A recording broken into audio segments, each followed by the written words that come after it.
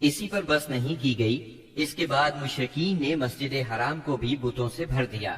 چنانچہ جب مکہ فتح ہوا تو بیت اللہ اور اس کے گردا گرد 360 بت تھے، جن کو خود رسول اللہ صلی اللہ علیہ وسلم نے اپنے دست مبارک سے توڑا۔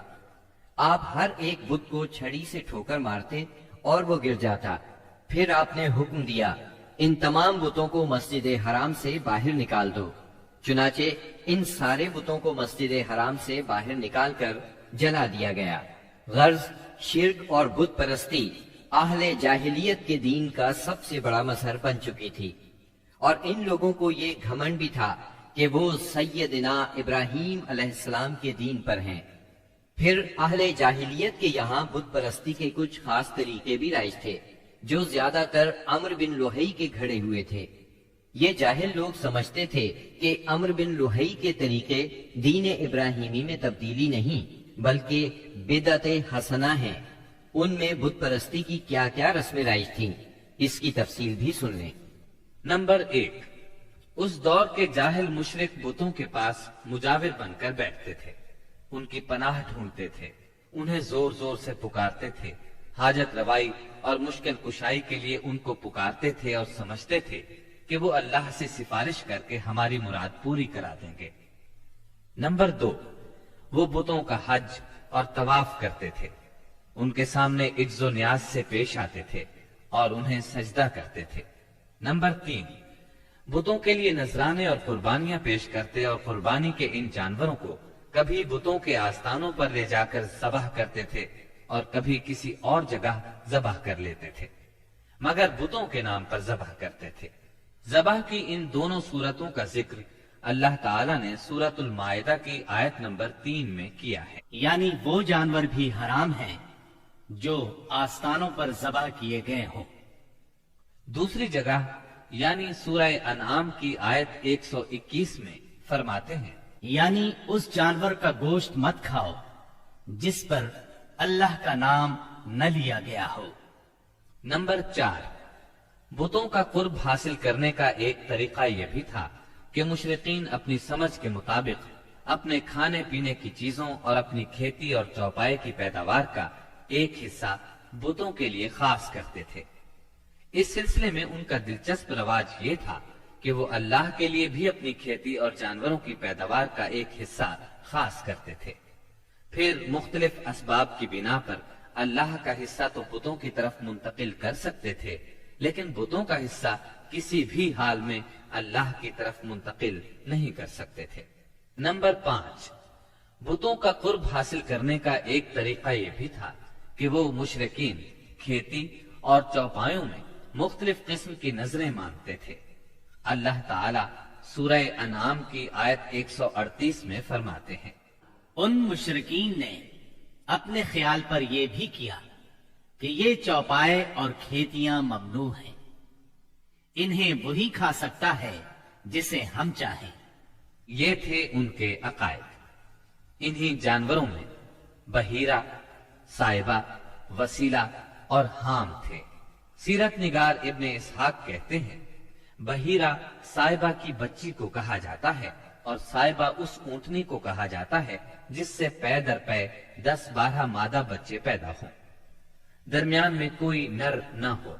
ایسی اونٹنی کو آزاد چھوڑ دیا جاتا تھا، اس پر سواری نہیں کی جاتی تھی، اس کے بال بھی نہیں کاٹے جاتے تھے، اور مہمان کے سوا اس کا دودھ کوئی نہیں پی سکتا تھا۔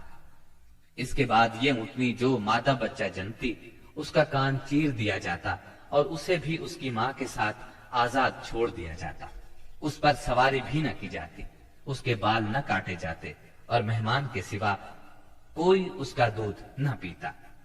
اسی کو بحیرہ کہتے ہیں اور صائبہ اس کی ماں ہے۔ وسیلہ اس بکری کو کہا جاتا تھا جو 5 مرتبہ پے در پے 2 مادہ بچے جنتی تھی، یعنی 5 بار میں 10 مادہ بچے پیدا ہوتے، درمیان میں کوئی نر نہ پیدا ہوتا۔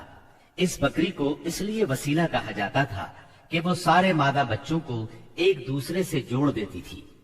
اس کے بعد اس بکری سے جو بچے پیدا ہوتے انہیں صرف مرد کھا سکتے تھے، عورتیں نہیں کھا سکتی تھیں۔ البتہ اگر کوئی بچہ مردہ پیدا ہوتا تو اس کو مرد عورت سبھی کھا سکتے تھے۔ ہام اس نر اونٹ کو کہتے تھے جس کی جفتی سے پے در پے 10 مادہ بچے پیدا ہوتے، درمیان میں نر نہ پیدا ہوتا۔ ایسے اونٹ کی پیٹھ محفوظ کر دی جاتی تھی، نہ اس پر سواری کی جاتی، نہ بال کاٹے جاتے، بلکہ اسے اونٹوں کے ریوڑ میں جفتی کے لیے آزاد چھوڑ دیا جاتا، اس کے سوا اس سے کوئی اور فائدہ نہ اٹھایا جاتا۔ عرب اپنے بتوں کے ساتھ یہ سب کچھ اس عقیدے سے کرتے تھے کہ یہ بت انہیں اللہ کے قریب کر دیں گے اور اللہ کے حضور ان کی سفارش کر دیں گے۔ چنانچہ مشرکین جو کہتے تھے، قرآن کریم میں اللہ تعالیٰ نے سورہ زمر کی آیت نمبر 3 میں اس طرح تذکرہ کیا ہے، دیکھو خالص عبادت اللہ ہی کے لیے زیبا ہے، اور جن لوگوں نے اس کے سوا اور دوست بنائے ہیں وہ کہتے ہیں کہ ہم ان کو اس لیے پوجتے ہیں کہ وہ ہم کو اللہ کا مقرب بنا دیں۔ ہم ان کی عبادت صرف اس لیے کر رہے ہیں کہ وہ ہمیں اللہ کے قریب کر دیں۔ اسی طرح قرآن کریم کی سورہ یونس آیت 18 میں یہ الفاظ آئے ہیں، اور یہ لوگ اللہ کے سوا ایسی چیزوں کی پرستش کرتے ہیں جو نہ ان کا کچھ بگاڑ ہی سکتی ہیں اور نہ کچھ بھلائی کر سکتی ہیں، اور کہتے ہیں کہ یہ اللہ کے پاس ہماری سفارش کرنے والے ہیں۔ مشرکین عرب کاہنوں، عرافوں اور نجومیوں کی خبروں پر بھی ایمان رکھتے تھے۔ کاہن اسے کہتے ہیں جو آنے والے واقعات کی پیش گوئی کرے اور جو چھپے ہوئے رازوں کے جاننے کا دعویٰ کرے۔ نجومی اسے کہتے ہیں جو ستاروں پر غور کر کے ان کی رفتار اور اوقات کا حساب لگا کر پتہ لگاتا ہے کہ دنیا میں آئندہ کیا حالات و واقعات پیش آئیں گے۔ ان نجومیوں کی خبروں کو ماننا دراصل ستاروں پر ایمان لانا ہے۔ مشرکین میں بدشگونی کا بھی رواج تھا، اسے عربی میں طیرہ کہتے ہیں۔ اس کی صورت یہ تھی کہ مشرکین کسی چڑیا یا ہرن کے پاس جا کر اسے بھگاتے تھے۔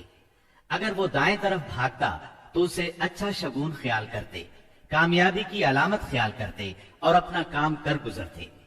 اگر وہ بائیں طرف بھاگتا تو اسے نحوست کی علامت سمجھ کر اپنے کام سے باز رہتے۔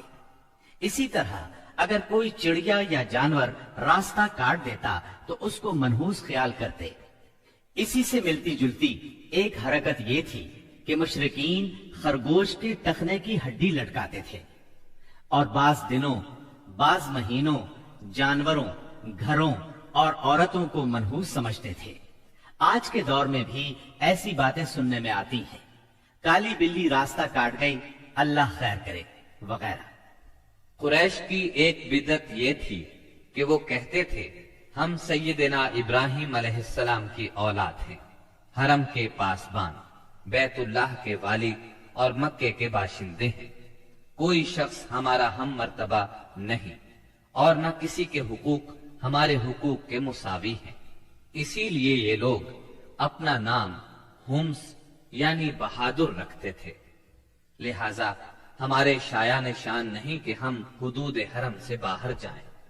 چنانچہ حج کے دوران میں یہ لوگ عرفات نہیں جاتے تھے اور نہ وہاں سے افاضہ کرتے تھے، بلکہ مزدلفہ ہی میں ٹھہر کر وہیں سے افاضہ کر لیتے تھے۔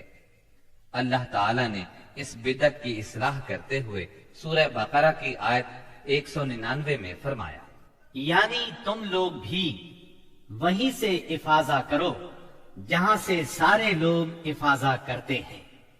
ان کی ایک بدعت یہ بھی تھی کہ انہوں نے بیرون حرم کے باشندوں کو حکم دے رکھا تھا کہ وہ حرم میں آنے کے بعد پہلا طواف ہمس سے حاصل کیے ہوئے کپڑوں ہی میں کریں۔